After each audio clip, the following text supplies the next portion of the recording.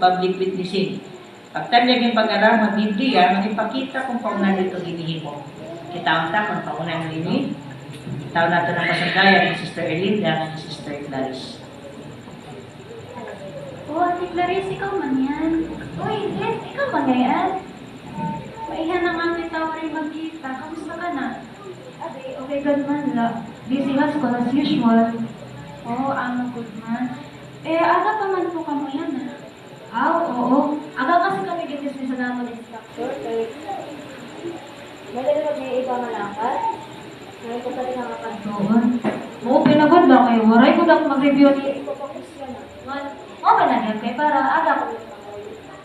Ano ko ba mag-inan din? Hindi ka nga natantay kung kunwari niyo yung klase. Ano ito yan?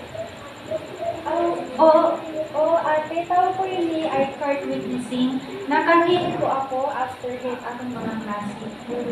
Oo, may sumunod yan ko dito. Ano itong mga barasahan? Libre lang ito. Ate Clarice, ginahatag na mo nini ng mga barasahon kung hin o man ang interested na magbasa ini. Ini po ng mga barasahon, madalas po or more on, nakafocus na upang na sumat, na practical na masagdon na ating mababasa sa Biblia. Nag-o-offer diyan kami libre nga pag-aram sa Biblia. Kung may ada po naman nakaka-istorya, mga karunit may baro, natugang ba?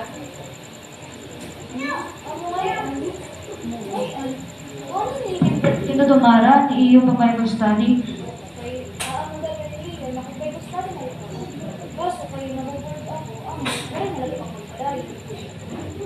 Actually po ate, pareho naman po na ginagamit ang Biblia pag-aram. Pero may ada po kami ginagamit na Bible study aid para maging sistematiko nga mas organisado ang pagbuhay ng kaniparo kitang Bible. Adi man po, ini po nga brochure may title na Mabuhay Magipayong Waray Kapitapusan. Yes. Pwede na naman masulit eh.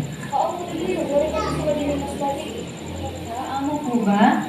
At kung okay lang po inyo, Ate Clarice, may papakita din ako na short na video about kung paunan o kung ito ginagamit pag-aramihin Biblia o pag-Bible study. Okay lang po?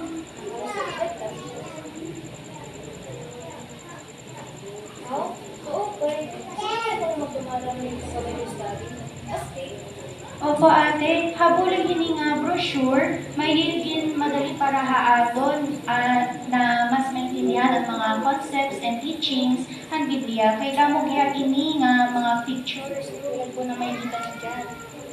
Yan po, may mga pictures po dito, illustrations, nga mga videos din po na pwede din po nasa ikita. So kung interesado po kamo ate, pwede po ako bumulikhain mo pag-Bible study. Gamit lagi ang Bible na study. Sige, interested ako. I-try ko naman mag-Bible study. Ayos. Ngan sugadhan imo nakita video, ikaw po mismo ang magde-decide kung saan o ngan kita pwede mag-Bible study. So, kung kailan lang po kayo convenient. Since interested man po kayo, hain nga, saan po ka mo at available para haatong pag-aram. Mga nga adlaw ng oras? Siguro rin, saan ko ba nakita yung school campus or nakalagay? Mga Fridays siguro, mga during itatong match days. Sige po, Ate Clarice, looking forward to it. Sige. Mauna niwot ako, may pala lang yung papalit para di sulo namin. Sige po, ingat po. Ingat